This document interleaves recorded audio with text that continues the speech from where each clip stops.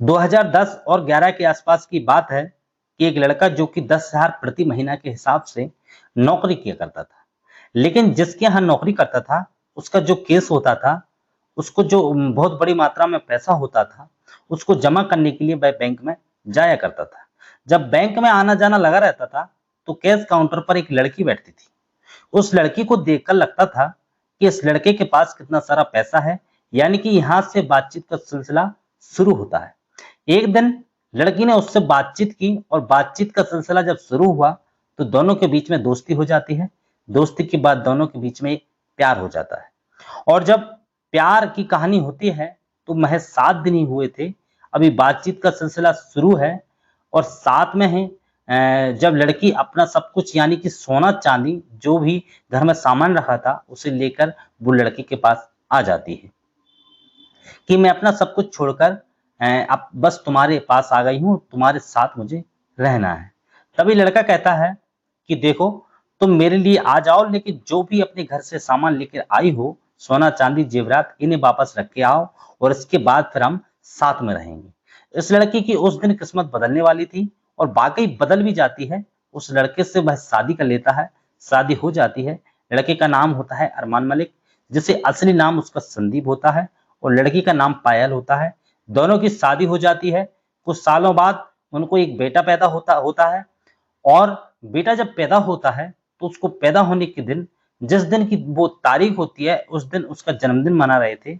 उस बच्चे का उसमें कुछ मेहमान भी आए थे और मेहमान यानी कि एक खास मेहमान आया था। उसकी पत्नी यानी कि पायल की खास दोस्त जिसका नाम कृतिका होता है।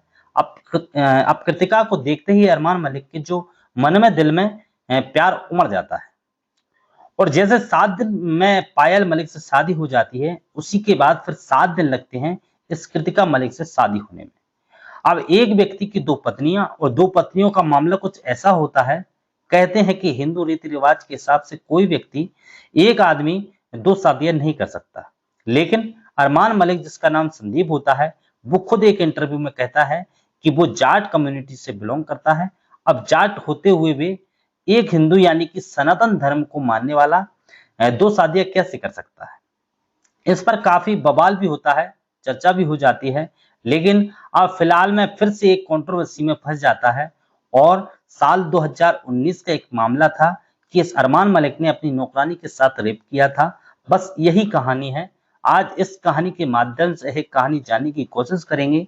शादी कैसे हुई? आखिरकार इसने उस लड़की के साथ बलात्कार किया था या नहीं किया था? क्या मामला है? इसी पर आज चर्चा करेंगे, जानने की कोशिश करेंगे। आदाब, नमस्कार, मैं दीपक शर्मा।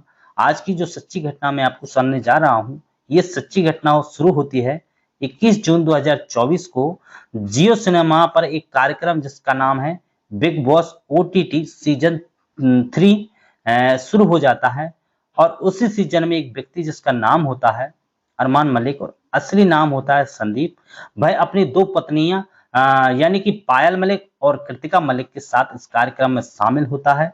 इसको भी सिलेक्ट किया जाता है ताकि यह बिग बॉस में खेल सके।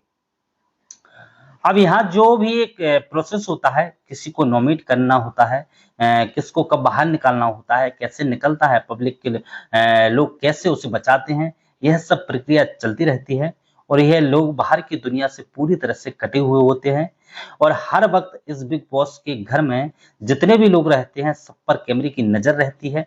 इस बिग बॉस के अंदर 2 दोस्त होते हैं, एक का नाम लवलेश कटारिया और दूसरे का नाम विशाल पांडे होता है।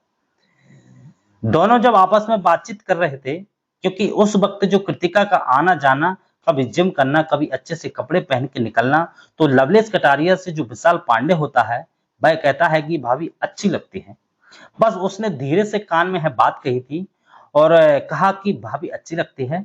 जब यह बात लवलेश कटारिया के कानों तक जाती है तो लवलेश कटारिया इस पर थोड़ा सा नाराज करते हैं, लेकिन जैसे लवलेश कटारिया ने इस बात को सुना था अपने कानों से, लेकिन कैमरे भी सुन रहे थे, कैमरे देख भी रहे थे, वो वहां पर पूरी तरह से रिकॉर्ड हो जाता है। अब लवलेश कटारिया के पेट में दर्द होने लगता है कि इस बात को बताना चाहिए और यह बात पहुंच जाती है अरमान मलिक के पास। अरमान मलिक के पास जब बात पहुंचती है तो उसका रूप थोड़ा सा बदल जाता है और जैसे रूप बदलता है अरमान मलिक को गुस्सा आने लगता है कि उसकी बीवी पर कमेंट किया गया। उसे लगा कि मेरी बीवी के ऊपर यानी कि कृतिका के ऊपर उसने कमेंट किया है और उसकी बहुत इसमें बहुत ज्यादा उसमें बेइज्जती हो गई है और नारी का है सम्मान नहीं हो रहा है। अब अरमान मलिक को इतना गुस्सा आ जाता है कि अपने गुस्से को वो शांत नहीं कर पाते। पहले तो विशाल पांडे को बुरा भला कहने लगते हैं, यानी गाली गलौज तक नौबत आ जाती है और जब बात गाली गलौज की नौबत तक आती है तो वह पास में जाता है और उसको एक जोर का थप्पड़ मार देता है। यानी कि अरमान मलिक अपनी बीवी कृतिका की वजह से कृतिका के लिए विशाल पांडे जो कि बिग बॉस ओटीटी सीजन 3 में खेल रहा था, जो कि उसमें सिलेक्टेड है, उसको जब थप्पड़ पड़ता है तो उस थप्पड़ की गूंज पूरे हिंदुस्तान में सोशल मीडिया के माध्यम से फैल जाती है कि किस तरह से अरमान मलिक की पत्नी के ऊपर एक कमेंट किया गया और किस तरह से जो फिर अरमान मलिक ने अपनी पत्नी का बदला लिया। अब ये मामला जब बिग बॉस ने जो अपने कैमरों में सब चीजों को कैद किया हुआ था, अब जब कैद किया हुआ तो वो भी इस चीज पर सामने आती है तो उससे है पता चलता है कि विशाल पांडे का जो कहने का मतलब था वो उस तरह से नहीं था जिस तरह से अरमान मलिक ने समझा। यानी कि उसका जो देश था वो गलत नहीं था, जो बात कही थी उसने गलत अर्थ में बिल्कुल नहीं कही थी। अब यह बात क्लियर हो जाती है, तब जाकर अरमान मलिक को एहसास होता है कि ये तो गलत हो गया। बस इतना था कि अब जो बाहर की दुनिया है तो एक बिग बॉस की दुनिया थी, लेकिन बाहर की दुनिया सोशल मीडिया की दुनिया हजारों लाखों करोड़ों लोग हैं जो बाहर देख रहे हैं और देखने के बाद अपनी अपनी तरह से प्रतिक्रिया दे रहे हैं। अब विशाल पांडे की जिंदगी में तो लोगों ने झांकने की कोशिश नहीं की क्योंकि वो व्यक्ति उन्हें लगता है कि बिल्कुल ठीक है, उसने ऐसा कुछ गलत नहीं किया है। लेकिन अरमान मलिक की जिंदगी में जब लोगों ने झांकने की कोशिश की तो उसकी जिंदगी का एक ऐसा पन्ना खुल के सामने आता है जिस पन्ने से उसकी जिंदगी बिल्कुल बदतर होने की तरफ जा सकती है। दरअसल यह कहानी शुरू होती है एक 11 साल की लड़की से। 11 साल की एक लड़की ने पुलिस को एक तहरीर देती है। 7 जून 2019 को दिल्ली का एक थाना लगता है, निहाल बिहार थाना। बिहार थाना में तहरीर दी जाती है। उसमें बताया जाता है कि 3 भाई उसके अलग रहने लगते हैं और वह अपनी माँ और छोटे भाई के साथ रहती है। घर की स्थिति ज्यादा अच्छी नहीं थी, इसलिए उसे काम की जरूरत थी। अब चाहे झाड़ू हो, पोंछा हो, बर्तन हो, खाना बनाना हो, इस तरह का जो काम होता है अगर उसे मिले तो वह काम करेगी। यानी कि वो पैसा कमाना चाहती है जिससे क्या उसका परिवार का खर्च वगैरह चल सके। इसी बीच में एक संदीप नाम के लड़के के यहाँ नौकरी मिल जाती है। वहां पर उसको एक बेटा होता है। वो बेटा यानी कि संदीप मलिक, जिसका अभी वर्तमान में उसे अरमान मलिक के नाम से लोग जानते हैं। संदीप मलिक के यहाँ उसने काम करना शुरू कर दिया। जब वहां काम कर रही थी तो काम करते करते उसकी एक बीवी पायल होती है। दूसरी बीवी साल 2018 में जब उसकी बेटे का जन्मदिन था तो उसमें एक लड़की से दोस्ती हो जाती है। दोस्ती होती है तो वह पायल की खास दोस्त होती हैं। अब पायल की खास दोस्त के साथ वह शादी कर लेता है 7 दिन में, जैसे कि उसने अपनी पहली पत्नी के साथ शादी की थी। कुल मिलाकर यहाँ पर यह परिवार रहता है। एक व्यक्ति है जिसकी 2 पत्नियां हैं, एक बेटा है जिसका नाम चीकू है और उस चीकू की देखभाल के लिए, घर की साफ सफाई के लिए 11 साल की नौकरानी रहती है। एक वक्त ऐसा आता है कि दिसंबर 2018 के वाक्य था।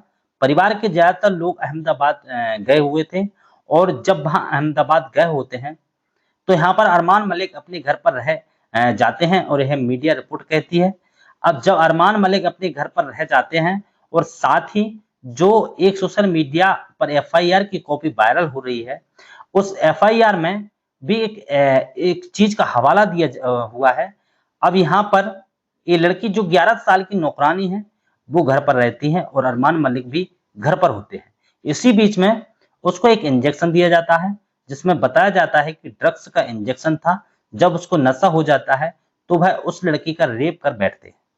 अब यह लड़की बहुत ज्यादा डर जाती है क्योंकि इसके साथ 1-2 बार मारपीट भी हुई थी, 1-2 बार लेवल की ज्यादा भी हुई, जिस तरह की बातें सोशल मीडिया पर वायरल हो रही हैं।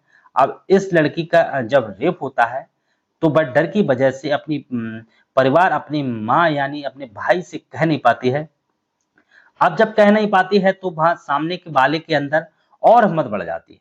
वक्त आगे बढ़ जाता है जब वक्त आगे बढ़ता है तो बात जब कहते हैं कि पानी जब सर से ऊपर निकल जाता है, क्योंकि उसके साथ फिर ऐसा बताया जाता है कि बार-बार उसके साथ फिर रेप होने लगता है। तब ये लड़की 7 जून 2019 को दिल्ली के निहार विहार थाने में पहुंचती है। वहां पर एफआईआर दर्ज कराती है और एफआईआर दर्ज कराने के बाद मामला पुलिस तक पहुंच जाता है। पुलिस इस मामले में जो भी कार्रवाई होती है, चाहे धारा 161 के बयान हो या धारा 164 के बयान हो, जब बयान लिए जाते हैं तो बयान लेने के बाद पता चलता है कि इसमें पायल मलिक का भी इन्वॉल्वमेंट होता है। यानी कि नौकरानी के साथ जो हो रहा था वह पायल मलिक को भी जानकारी थी, लेकिन पायल मलिक ने कहीं ना कहीं अपने पति का सपोर्ट किया था। अभी मामला जब अदालत पहुंच जाता है, चार्जशीट लग जाती है, जब आरोपी की गिरफ्तारी के लिए दबिश दी जाती है, तो ऐसा दिन आता है, तारीख आती है 23 सितंबर 2019 को गिरफ्तार कर लिया जाता है। ऐसा मीडिया रिपोर्ट कहती है। जो मैंने मीडिया में सर्च किया है तो यह अरमान मलिक लगभग 14 महीने तक जेल में रहते हैं। उसके बाद इन्हें जमानत के लिए अप्लाई करते हैं, आवेदन करते हैं और इनको जमानत मिल जाती है और यह फिर अपनी जिंदगी में जैसा इनका एक जीवन जीने का एक इनका जो एक लाइफ स्टाइल है उसको जीने का एक अपना मामला है। ये सोशल मीडिया के अलग अलग प्लेटफॉर्म, चाहे वो या अन्य प्लेटफॉर्म पर ये वीडियो बनाते हैं, ये ब्लॉगिंग करते हैं, अपने परिवार की जो दिनचर्या है वह उसे दिखाते हैं, कैसे रहते हैं कैसे नहीं रहते। एक वक्त इनके साथ ऐसा था जब इनके पास 5,000 की रकम नहीं थी, तब है अपनी माँ के इलाज कराने में असमर्थ हो जाते हैं। शायद पता चलता है कि इनकी माँ की मौत भी हो जाती है, लेकिन आज यह दौर है कि इनके मिलियंस में फॉलोवर हैं, इनको करोड़ों लोग चाहते हैं। साथ ही जो इनकी पत्नी है वो भी ब्लॉगिंग करती हैं, जो दूसरी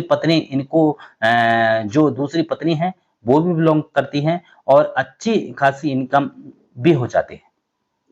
लगभग बताया जाता है कि 200 करोड़ के आसपास इनके नेटवर्थ इनकम है। अब वो कितना सच है कितना नहीं, एक इंटरव्यू के दौरान इन्होंने खुद से ही स्वीकार किया था और एक इंटरव्यू के दौरान इनसे पूछा भी गया था कि जो आपके ऊपर एक 11 साल की लड़की का रेप करने का जो आरोप लगा है उसमें कितनी सच्चाई है कितनी नहीं है।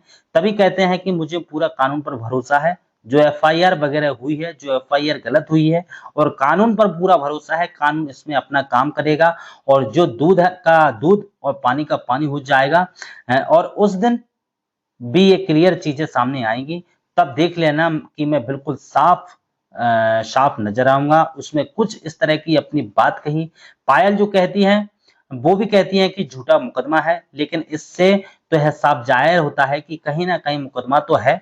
अगर मुकदमा है तो बात चल रही है और मामला चार्जशीट लग चुकी है, अदालत में विचाराधीन है और तब अदालत के जो सबूत रखे जाएंगे, जो बयान होंगे, जो भी इसमें जांच पड़ताल की जाएगी, इस रिपोर्ट के आधार पर अब ये दोषी पाए जाते हैं या नहीं पाए जाते हैं, ये तो खैर भविष्य के घर में छिपा हुआ है।